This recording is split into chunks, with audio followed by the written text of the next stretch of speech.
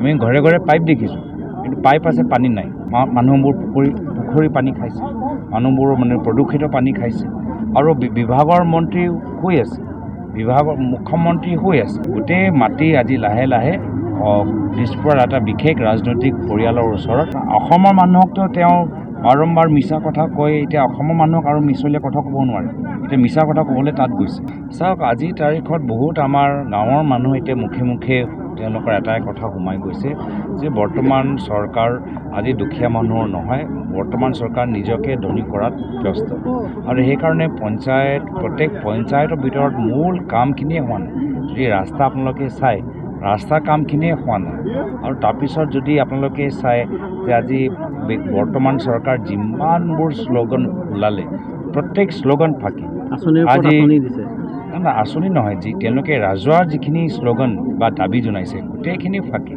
তেওঁলোকে ক'লেগে ঘৰে ঘৰে পানী যাব। এতিয়া ঘৰে ঘৰে পানী ক'ত? আমি ঘৰে ঘৰে পাইপ দেখিছোঁ, কিন্তু পাইপ আছে, পানী নাই। এইটো বহুত ক্ষেত্ৰত মানুহে আজি খোৱা পানীৰ ক্ষেত্ৰত ডাঙৰ এটা সমস্যা। মানুহবোৰ পুখুৰী পানী খাইছে, মানুহবোৰ মানে প্ৰদূষিত পানী খাইছে। আৰু বিভাগৰ মন্ত্ৰী শুই আছে, বিভাগৰ মুখ্যমন্ত্ৰী শুই আছে। তেওঁ নিজৰ এজন ঘনিষ্ঠ মন্ত্ৰীৰ পদ দিয়ালে, সেয়ালৈ তেওঁলোকে সন্তুষ্ট।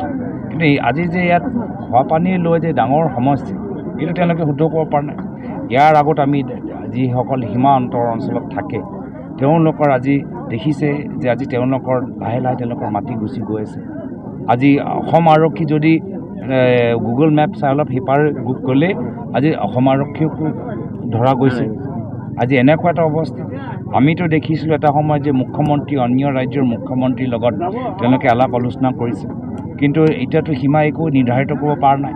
নাগালেণ্ডত এটা বিজেপিৰ লগত সংযোগ থকা এটা চৰকাৰ আছে, তথাপিও তেওঁলোকে ক'ব পৰা নাই। আৰু আটাইতকৈ গুৰুত্বপূৰ্ণ হৈছে যে মাটি। আজি এইখন চৰকাৰ জাতি মাটি ভেটি নামত আহিছে, কিন্তু খিলঞ্জীয়া মানুহে মাটি পোৱা নাই। গোটেই মাটি আজি লাহে লাহে দিছপুৰৰ এটা বিশেষ ৰাজনৈতিক পৰিয়ালৰ ওচৰত, এজন বিশেষ মহিলাৰ ওচৰত গ'ল। আমাৰ স্থানীয় উদ্যোগখিনিয়ে তেওঁলোকে সহায় কৰিব পৰা নাই। এটা পিছত এটা উদ্যোগ বন্ধ হৈ গৈছে। আজি বিভিন্ন আপোনালোকৰ কাগজ কল চাওক, আপোনালোকৰ আমাৰ থলুৱা যিখিনি আমাৰ government of India public sector ইউনিটবোৰ চাওক, চিমেণ্ট চাওক, থলুৱা উদ্যোগখিনিয়ে তেওঁলোকে চলাব পৰা নাই।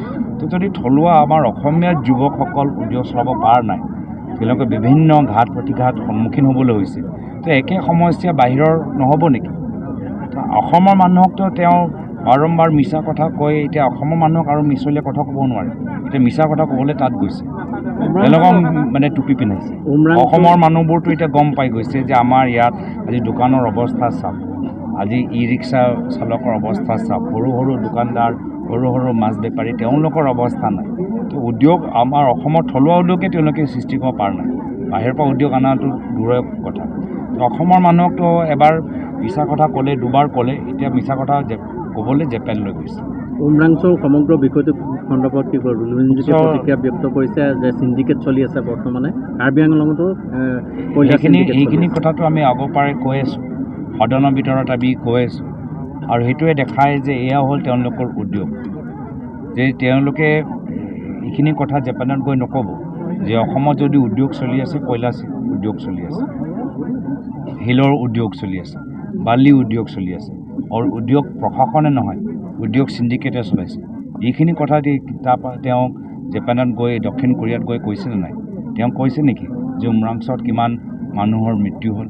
তেওঁ কৈছে নেকি যে অবৈধ কয়লা খনন তেওঁলোকে ৰুদ্ধ কৰিব পৰা নাই? তেওঁ ক'ব পাৰিছে নেকি যে কাৰ্বি আংলঙত যে যিজনক লৈ গৈছে, যে কাৰ্বি আংলঙত কিমান অবৈধ আজি তাত খনন চলি আছে, পাহাৰে পাহাৰে তাত মানে আজি তাত কাটি লৈ শেষ কৰি দিছে, এইখিনি কথা তেওঁলোকে কোৱা নাই। তো বহুত আমাৰ বৰ্তমান ৰাইজে বুজি পাইছে যে এটা বিশেষ ৰাজনৈতিক পৰিয়ালৰ উন্নতি বাহিৰে অসমৰ জনসাধাৰণৰ উন্নতি হোৱা নাই।